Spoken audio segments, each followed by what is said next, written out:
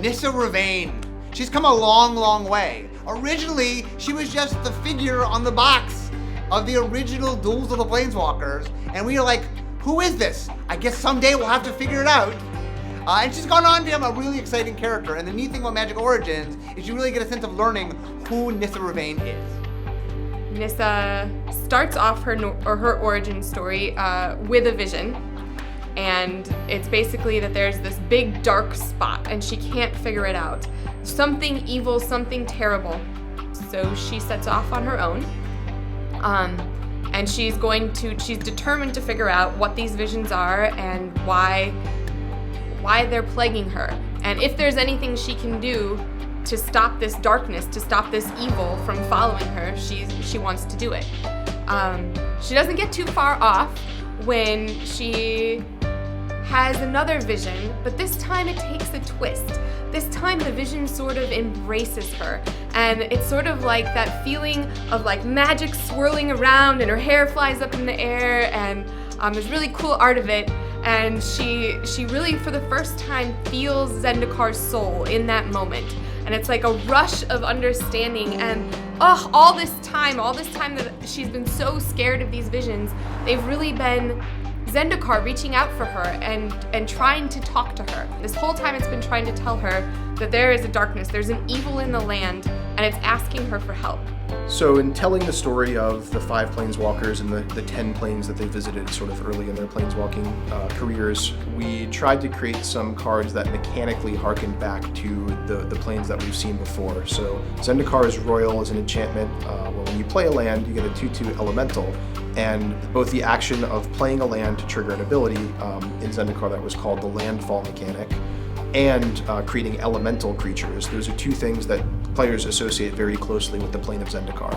And so it's kind of this nice package that just points you right back to sort of what you've seen before. And if you played back then, it kind of makes you feel at home. A fantastic psychological dynamic of the Origins Planeswalkers is that they are terrifying for your opponent. They show up on the board, and they don't flip quite yet. Your opponent knows, oh, that's coming, and you're building towards it, Nissa can be the slowest in that regard. She can come out on turn 3, maybe turn 2 with fast mana, but isn't going to flip over for many, many more turns. She's waiting. Or you can wait until you already have 6 or 7 lands on the board, play her, flip her immediately. So with Nissa's transformed Planeswalker state, we actually had the opportunity to do something that we weren't able to do with Liliana's creature card, which was once we flip to the other side of the card, we have a little bit more space to tell a little bit more story. We haven't made very many legendary tokens. We've done it a few times in the past. It serves both a story component, it has a story purpose in that here's this character that we can showcase, but also a developmental purpose in that we can make this a very powerful token because you're never going to have 2 of them on the battlefield at once. There's no way that this could be just a 4/4 non-legendary token given all of the other numbers being the same on the card, because it would be too powerful and Nissa would be busted and everyone would play Nissa and no one would play anything else. One of the things that we wanted to do when we were building the set is we wanted to make sure that the character had a role and did something before they left on their home plane, and they did something different when they went to the new plane they visit for the first time. So like Nissa's a good example. When Nissa's at home, when Nissa's on Zendikar, we assign each one an archetype. So that was the red-green archetype. It was very land-based, where you're on Zendikar. But then she travels to Lorwyn, and it had to be different. So then she shifts over to a black-green archetype that's about elves. So that each part of her journey got to be a different kind of deck. Dwynen is the pack leader of the elves on Lorwyn, and she is most interested in making the plane the most beautiful that it could be. And so she is dead set on eliminating eye blights and purifying in her vision, making Lorwyn beautiful as beauty is interpreted through her eyes.